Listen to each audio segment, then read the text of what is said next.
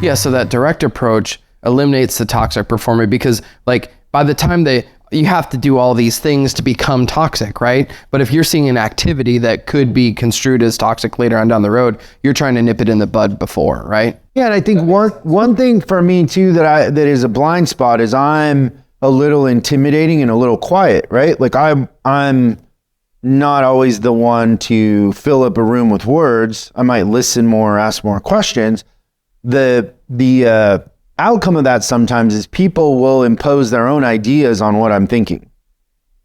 I think a lot of people are trying to anticipate what you're thinking, and you don't play your cards very rarely. No, but I do try very hard that if it's something negative, I go right at it, so nobody's ever surprised. For sure. Because I feel like because my personality is that way, if I do let things carry over, it just is more time and energy than it should be for everybody. Yeah. And I never want somebody to be blindsided in the sense of, somebody being let go or not being a match and them not knowing that. Yep. I remember you telling me that really early on, way back when I was a client, was one of the things I remember you saying to me is if you let somebody go and they were surprised, that's 100% your fault. Yeah. Like they see it's stalked by a turtle, right? Like they knew it was coming for a long time before it gets there. Yeah, I think the thing for me is if things aren't going good, I push in. And then if I get feedback and I see an attempt for improvement, like sometimes people are trying to improve, but they still are bumping into the wall a little bit. That's okay if they're taking corrective action and they're honest about it and they're not blaming me. If they're blaming me for it, then it's an impasse, right? Yeah. But if they're trying and they're open to collaborate and open to feedback, and then from that feedback you see a change in behavior, we have something to build on. But the good part of that approach also is when you can tell as soon as they give up and they don't want to try, and then it's an impasse and both parties know very quickly, well, no, we discussed this and you didn't do it, so... Yeah, you're basically telling me you don't want to do it. You don't want to be here, right? Yep. Yeah. Wow. So for it to get to the point where you're like, should I tolerate a toxic person, means there were a lot of missed opportunities to give feedback and nip this in the bud before this moment that we came to this realization that we have a toxic high performer. Yeah, that's great. Really what it means, if you've gotten to that point, that person has taken over control. Which to your list, it's really good is if they're more talented than you, they will become the leader. They're leading you, you're not leading them. That's right. And you're not collaborating because you don't have the same, when they're an employee in that mindset, their motivation is them.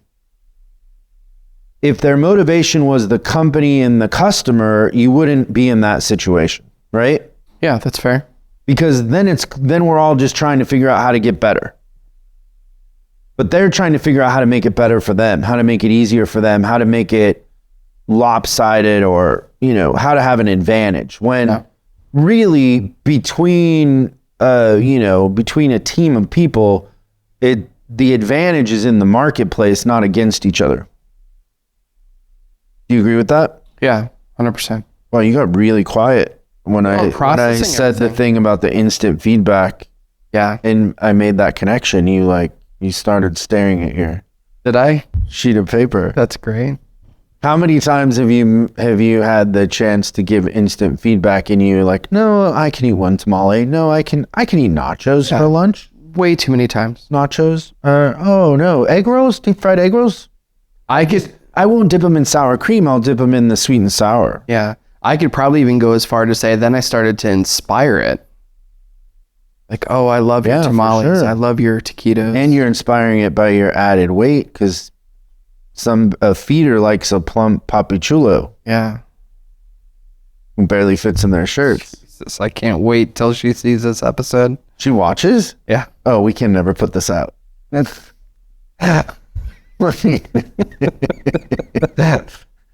Forces me to have a conversation before it airs.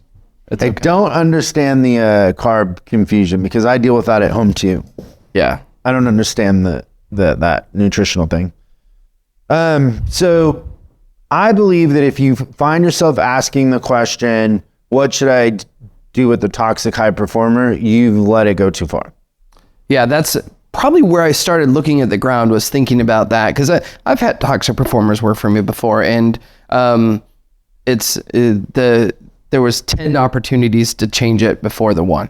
The other thing that people say is like, well, I got this advisor, but they're cancer. I got this tech and they're cancer. And I'm like, you're describing an employee as cancer? Like, how did you get to that point? Plus you're the surgeon.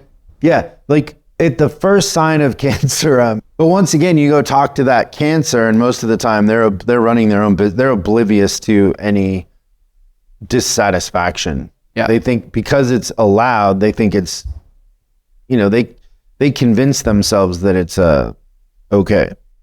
Their cognitive bias is kicked in a long time ago. Yeah, I agree with that. Thanks so much for watching this clip of Service Driver Revolution. We're uploading new stuff every day, so make sure you subscribe and click the bell icon so you don't miss out. If you have a question you'd like us to answer on the show, call 8333-ASK-SDR and we'll answer your question on the show. That's 8333-ASK-SDR. For special deals on our books and training, head over to offers.chriscollinsinc.com. Now that's offers.chriscollinsinc.com. I'm Chris Collins, and I'll see you in the next video.